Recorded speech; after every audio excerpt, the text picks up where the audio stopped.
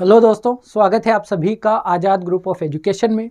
इस वीडियो के अंतर्गत हम बात करने वाले हैं अभी हाल ही में जो राष्ट्रीय स्तर का जल संरक्षण को लेकर एक सम्मेलन आयोजित किया गया था केंद्रीय जल शक्ति मंत्रालय के द्वारा, जिसमें सभी राज्यों के खासकर जो जल मंत्री हैं उनके द्वारा हिस्सा लिया गया था और जल संरक्षण को लेकर आगामी 25 वर्षों में किस तरह के नीति निर्माण हमें करने चाहिए, किस तरह की स्टेप्स हमें लेने चाहिए, भारत में जल स्थिति को में सुधार करने को लेकर किस तरह के स्टेप्स लिए जाने चाहिए, इन सब के बारे में एक समग्र चर्चा हुई थी।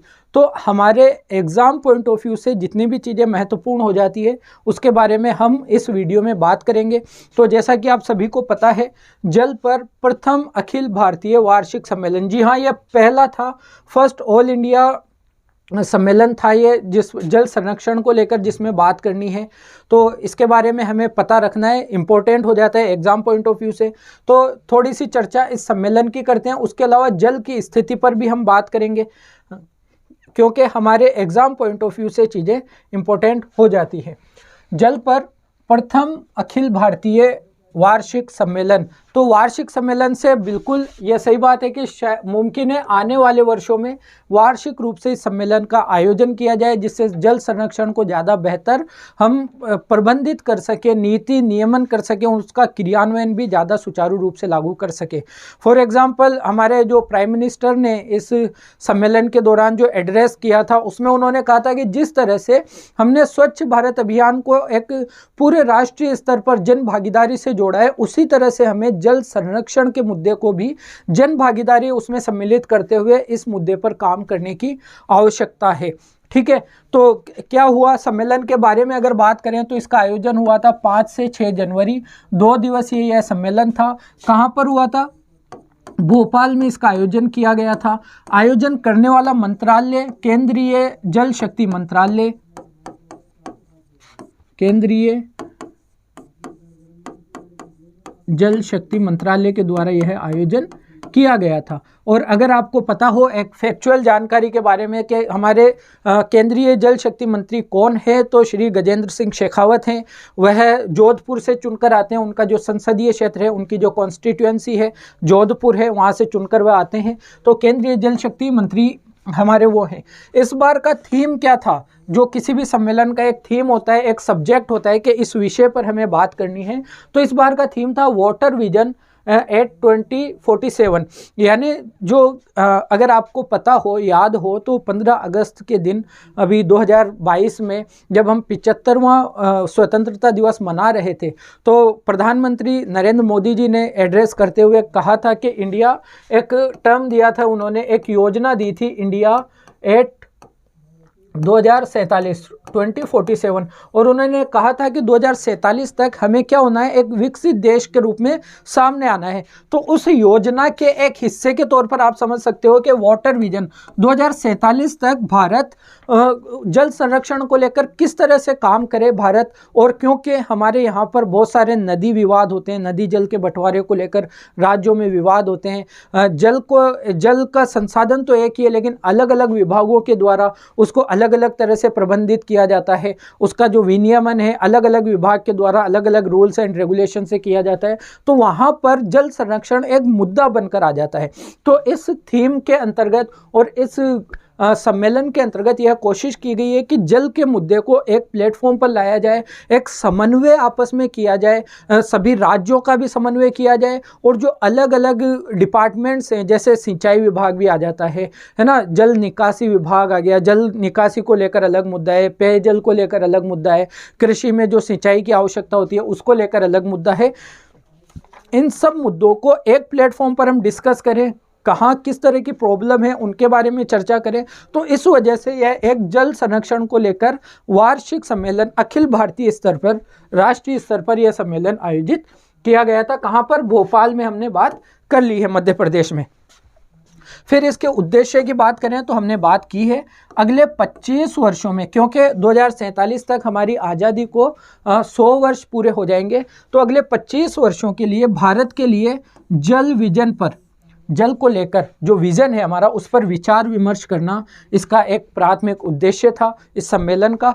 फिर अगर हम बात करें यह मंच, यानी ये जो सम्मेलन है इसके बारे में बात कर रहा है, यह मंच स्थायी रूप से समग्र आर्थिक एवं मानव विकास, समग्र आर्थिक एवं मानव विकास के लिए जल संसाधनों का अधिकतम उपयोग करने के तरीकों पर बहस एवं विचार विमर्श करने के लिए प्रमुख नीति निर्माताओं को एक प्लेटफॉर्म पर, एक स्थान पर लेकर आता है। ठीक है, ये बात हम कर चुके हैं, तो इसके बारे में उम्मीद है आपको समझ में आई होगी चीज़ें। आगे बढ़ते हैं। जल संसाधन का महत्व क्या है, क्यों हम इतना ज़्यादा मतलब में राष्ट्रीय स्तर पर एक सम्मेलन लेकर आए हैं, इतना ज़्यादा विज़न यहाँ पर हम परिचर्चा कर रहे हैं। तो आपको भी पता है, अगर हम भारत की बात करें, भारत की अगर हम बात करें तो भारत की जो जनसंख्या है, विश्व की जनसंख्या का लगभग 18% जनसंख्या भारत की जनसंख्या है। लेकिन अगर हम वाटर रिसोर्सेज की बात करें, जल संसाधनों की बात करें, जल संसाधनों की, तो हमारे पास फ्रेश वाटर का ओनली 4% ही नज़र आता है। देख रहे हैं आप कितना बड़ा डिफरेंस है। और इसके बाद में भी हम इन 4% का बहुत अच्छे से यूज़ नहीं कर पाते हैं, बहुत अच्छे से इनका अधिकतम उपयोग नहीं कर पाते हैं, दक्षतम उपयोग नहीं कर पाते हैं। तो यहाँ पर ज़रूरी है कि हम एक जगह बैठें, हमारी नीतियों में समन्वय हो और हम अच्छी तरह से हमारे जल का जो हमारे पास है रिसोर्सेज, भले हमें प्रकृति ने 4% वाटर रिसोर्सेज दिया है, लेकिन हम उसका वेस्ट ना करें, उसको बहा दें नहीं, बिना किसी मतलब के अनयूजेबल उसको ना छोड़ दें। इस वजह से हमने यह एक बैठक बुलाई, एक सम्मेलन बुलाया, ताकि इस थोड़े से परसेंटेज को भी हम अधिकतम उपयोग करें। और यह हमारे लिए एक बेहतर नीति के बिना और उसके बेहतर क्रियान्वयन के बिना संभव नहीं हो सकता। इसके अलावा अगर हम बात करें तो भारत में मुद्दे क्या हैं, इतना सा जल है फिर भी हमारे नदी जल विवाद हैं, नदी जल विवाद हैं, बहुत सारे हैं। ठीक है, और इसके अलावा फिर भी हमारा एक बड़ा मुद्दा और क्या है, ठीक है, नदी जल विवाद भी है, और हमारे पास जो ग्लेशियर्स हैं, हिमनद है, हमारे पास जो झीलें हैं, वहाँ पर अब क्या हो रहा है, ग्लोबल वार्मिंग हो रही है पूरे वर्ल्ड में। ग्लोबल वार्मिंग के अंतर्गत क्या हो रहा है, जो पृथ्वी का औसत तापमान है वह क्या हो रहा है, बढ़ रहा है। तो ग्लेशियर्स थोड़ा तेज़ी से पिघल रहे हैं, और तेज़ी से पिघलने के कारण जो हम यूज़ ले सकते हैं जो वाटर का, वह जल्दी पिघल जाएगा और वह समुद्र में जाके मिल जाएगा। तो इस 4% का भी एक बड़ा परसेंट हम अनयूजेबल बहा देंगे अगर इसको अभी से नीति बनाकर, एक अच्छी नीति बनाकर हम क्रियान्वित नहीं करते हैं। तो इसलिए यहाँ पर जल संरक्षण को लेकर हम बातें करना, नीति निर्माण करना, ये सारी चीज़ें बहुत ज़्यादा इम्पोर्टेंट हो जाती है। ठीक है, आगे बात करते हैं। संविधान में जल की क्या स्थिति है, संवैधानिक प्रावधानों के अनुसार हमारे यहाँ पर जल की क्या स्थिति है। तो अगर आप देखते हैं संवैधानिक प्रावधानों के अनुसार, तो जो हमारी 7वीं अनुसूची है, हमारा जो 7th शेड्यूल है, जिसमें शक्तियों का विभाजन किया गया है, 7वीं अनुसूची में जो, जैसे आपको पता है, एक संघ सूची है, एक राज्य सूची है, और एक समवर्ती सूची है। ठीक है, आपको यह भी पता है संघ सूची के अंतर्गत जितने भी विषय आते हैं उन पर सिर्फ केंद्र सरकार, संघ सरकार नियम कानून बना सकती है। वहीं पर राज्य सूची में जितने भी विषय हैं उन पर राज्य सरकारें नियम और कानून बना सकती हैं, अधिनियम बना सकती है। और समवर्ती सूची में ऐसे विषय शामिल हैं जिनमें राज्य सरकारें भी नियम बना सकती है और केंद्र भी बना सकती है। लेकिन जहां पर केंद्र और राज्य के नियमों में डिफरेंस पैदा होते हैं, कॉन्ट्राडिक्शन आता है, वहां पर केंद्र सरकार के नियमों को, कानूनों को ज़्यादा महत्ता दी जाती है। तो अगर हम जल की बात करें तो मोस्टली बड़े तौर पर हम देखें तो जल जो आता है वह राज्य सूची का विषय है। एक इम्पोर्टेंट है यह बात आपको पता होना। राज्य सूची में जो एंट्री नंबर 17 है, 17वीं जो प्रविष्टि है, उसके अंतर्गत जल से संबंधित जितने भी मुद्दे हैं उनके बारे में राज्य सरकारों को यह अधिकार प्रदान किया गया है। लेकिन संघ सूची में एक एंट्री आती है, एंट्री नंबर 56, एंट्री नंबर 56। इसके बारे में केंद्र सरकार को लेकर यह बात है कि अगर जनहित में संसद के द्वारा जितनी मात्रा में सरकार को इजाज़त दी गई है, जितनी मात्रा में उसको अधिकार दिए गए हैं, जो अंतर्राज्यीय नदियां हैं, जो बहुत एक से दूसरे राज्य या 2 से अधिक राज्यों में भी बहती है, उन राज्यों वाली नदियों के और उन नदी घाटियों के विकास और रेगुलेशन को लेकर केंद्र सरकार भी क्या कर सकती है, कानून बना सकती है। क्योंकि अगर राज्य सरकारों को यह अधिकार देंगे तो जो अंतर्राज्यीय विवाद है वह सोल्व होने का नाम नहीं लेगा। तो इस मामले में केंद्र सरकार को या संघ सरकार को यह अधिकार दिया गया है एंट्री नंबर 56 के अंतर्गत कि इनके जो अंतर्राज्यीय नदियां हैं और नदी घाटियां हैं, इनके विकास को और इनके विनियमन को लेकर केंद्र सरकार को अधिकार दिया गया है। ठीक है, तो यहाँ पर हमें समझ में आया संघ सूची और राज्य सूची में अंतर्गत जल की क्या स्थिति है। लेकिन अगर आपसे पूछा जाता है कि संविधान के अनुसार जो जल है, वाटर है, वह कौन सी सूची का भाग है, 7वीं अनुसूची में, आप टिक करेंगे सर राज्य सूची का भाग है, जब तक स्पेसिफिक ना पूछा जाए संघ सूची के ही बारे में। ओके, समझ में आ गया। इसके अलावा जल की अगर हम बात करें तो हमारा जो आर्टिकल 21 है, अनुच्छेद 21, जीवन जीने का अधिकार, उसके अंतर्गत भी स्वच्छ जल की प्राप्ति को लेकर, जो स्वच्छ पेयजल तक पहुंच है, स्वच्छ पेयजल तक पहुंच, स्वच्छ पेयजल तक पहुंच को किसके अंतर्गत रखा गया है, जीवन के अधिकार के अंतर्गत शामिल किया गया है।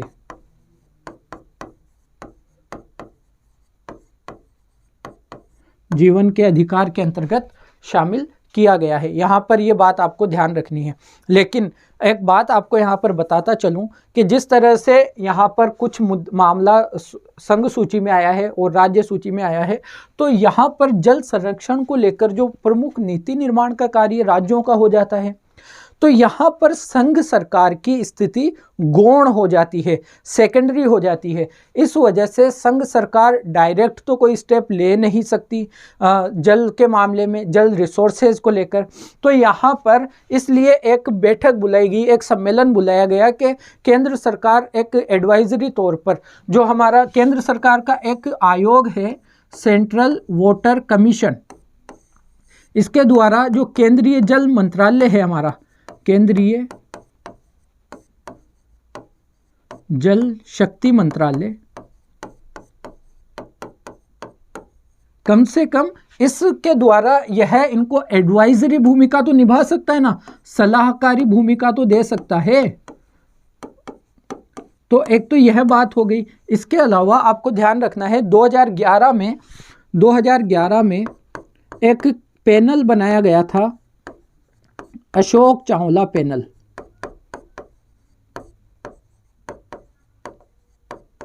या अशोक चावला कमेटी, एक कमेटी बनाई गई थी। यह इसलिए बनाई गई थी कि भारत के जो नेचुरल रिसोर्सेज हैं उनका विभाजन किस तरह से किया जाना चाहिए, राज्यों के बीच में या केंद्र और राज्यों के बीच में। इसलिए तो अशोक चावला पैनल ने यह सिफारिश की थी कि क्योंकि जो जल है वह राज्य सूची का विषय है, इसलिए केंद्र सरकार इसमें ज़्यादा कुछ कर नहीं पाती है जल संरक्षण के मुद्दे को लेकर। तो अशोक चावला पैनल ने कहा था कि राज्य सूची से निकालकर जल को समवर्ती सूची में हमें डाल देना चाहिए, ताकि केंद्र सरकार भी अपनी शक्ति के अनुसार उसमें उसके संरक्षण के लिए, वाटर कंजर्वेशन के लिए काम कर सके। तो ये एक फैक्ट था, आपको ध्यान रखना है। चीज़ें मैंने आपको ऑलमोस्ट सभी बता दी हैं, इससे रिलेटेड जितनी भी थी। एक क्वेश्चन हमने कम्युनिटी पे पोस्ट किया था और उस क्वेश्चन में जो सही आंसर था वह बहुत ही कम लोगों ने दिया है। आइए क्वेश्चन देखते हैं, नज़र आ रहा है आपको प्रश्न। निम्नलिखित कथनों पर विचार कीजिए। जल भारतीय संविधान में 7वीं अनुसूची के तहत समवर्ती सूची का विषय है। हमने देखा अशोक चावला पैनल ने जरूर रिकमेंड किया था कि जल को समवर्ती सूची में शामिल कर देना चाहिए, लेकिन नहीं किया गया अभी तक, और जल क्या है, राज्य सूची का विषय अभी तक बना हुआ है। ओके, आगे बात करते हैं। भारतीय संविधान के अनुसार केंद्र सरकार को जनहित में संसद द्वारा घोषित सीमा तक अंतर्राज्यीय नदियों और नदी घाटियों को विनियमित और विकसित करने का अधिकार है। बिल्कुल करेक्ट बात है। फिर बात करें, भारत में होने वाले वार्षिक जल उपभोग का सर्वाधिक भाग लगभग 80% उद्योगों द्वारा उपभोग किया जाता है। यहाँ पर आपको याद रखना है, जो हमारे द्वारा वार्षिक जल उपभोग किया जाता है, इसका सर्वाधिक भाग यूज होता है कृषि में लगभग 80%। उसके बाद में इसका भाग यूज होता है कृषि के बाद में उद्योगों में लगभग 12%। इसके बाद में जो घरेलू उपयोग होते हैं पेयजल के रूप में या घरेलू जो भी उपयोग होते हैं 8% उसमें यूज होता है। तो यहाँ पर उद्योग गलत है। आप कहेंगे कि कृषि के द्वारा, कृषि के अंतर्गत सबसे ज़्यादा जल का दोहन हमारे यहाँ पर किया जाता है। ठीक है, तो तीसरा भी हम गलत कर देंगे। आपसे पूछा है उपयुक्त में से सही कथन या कथनों का चयन करें, किसका, सही का। तो पहला तो हमने गलत कर दिया और तीसरा भी हमने गलत कर दिया, तो हमारा आंसर बनेगा ऑप्शन सी, केवल दूसरा इसके अंतर्गत सही है। ओके, तो ये था हमारा आज का टॉपिक। फिर मिलेंगे अगले टॉपिक में। जिस तरह से मैंने संडे वीकेंड वाले वीडियो में कहा था कि हम कम्युनिटी क्वेश्चंस के आंसर को लेकर एक अलग फॉर्मेट अपनाने जा रहे हैं, तो ये था वो फॉर्मेट। बताइएगा आपको कैसा लगता है। और मुझे लगता है कि इस तरह हम पूरा टॉपिक डिस्कस कर लेंगे और लास्ट में क्वेश्चन का आंसर डिस्कस कर लेंगे। इससे आपका करंट अफेयर्स थोड़ा ज़्यादा बेहतर हो पाएगा। पहले मैंने सोचा था कि करंट अफेयर रिसर्च का काम आप पर छोड़ूं, लेकिन यहाँ पर ये एक क्वेश्चन तो मैं यहाँ पर आपको पूरा एनालिसिस देने वाला हूँ। ओके, तो ज़रूर बताइएगा कमेंट करके कैसा लगा वीडियो, टॉपिक कैसा लगा और ये फॉर्मेट कैसा लगा। मिलते हैं अगले वीडियो में। अपना ख्याल रखिए। धन्यवाद।